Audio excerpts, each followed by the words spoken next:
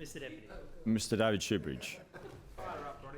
In the late 1960s and early 1970s, a young boy was living with his family in Sydney. A man named Frank Houston, the founder of the Sydney Christian Life Centre, which later became the Hillsong Church, was regularly travelling to Sydney to establish his new church. Frank Houston was invited to stay at the boy's family house, where he repeatedly and brutally sexually abused him. This didn't happen once, it happened numerous times. The abuse happened in the boy's home, in different churches and on an evangelical camp. What happened to this boy was examined in Case Study 18 of the Royal Commission.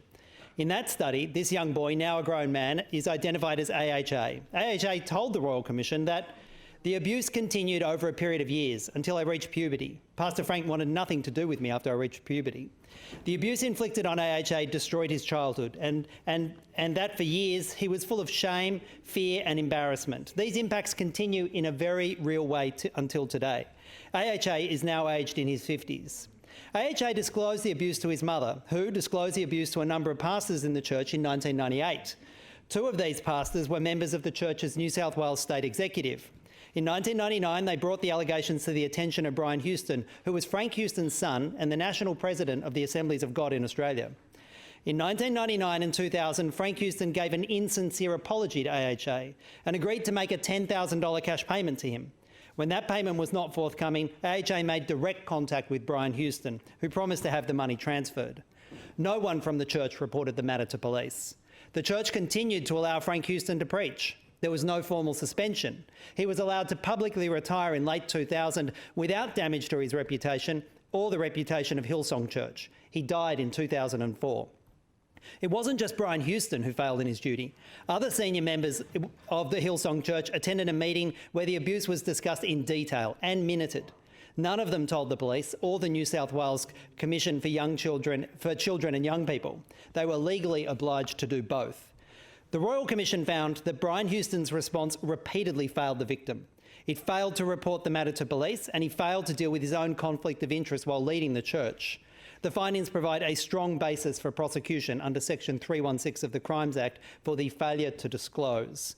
Yet despite the records and the admissions, AHA has been told by police that there is insufficient evidence to proceed, especially, he was told, because the prosecution requires the consent of the Attorney-General. Neither Brian Houston or any of the Hillsong Church's leaders have faced any legal repercussions for their failure to report an indictable offence. It's now 49 years since the abuse started, and 19 years since Brian Houston was aware of it, and 3 years after the Royal Commission delivered its damning report, yet nothing has happened. It's a fact that Brian Houston is a close friend of the Prime Minister, Scott Morrison, who mentioned him in his maiden speech as one of his guiding lights. It's a fact that Brian Houston is a friend of the former Police Commissioner of New South Wales, Andrew Scipione. While Police Commissioner, Mr Scipione attended at least one annual conference of Hillsong and numerous services and reportedly is on a first-name basis with Brian Houston. In December 2016, then Premier Baird opened the Hillsong Epicentre in Baulkham Hills with his friend Brian Houston in attendance.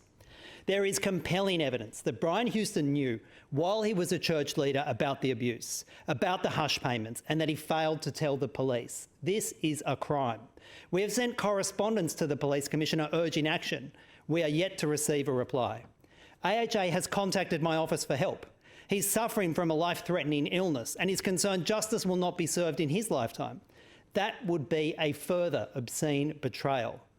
Earlier this week, the Prime Minister delivered a national apology. Survivors responded that it's actions, not words, they want.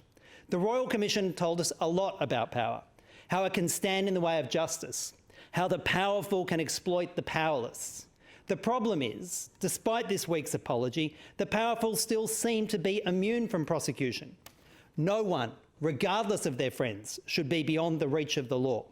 But this weekend, Brian Houston will continue to preach. And this weekend, AHA will continue to demand the justice he deserves.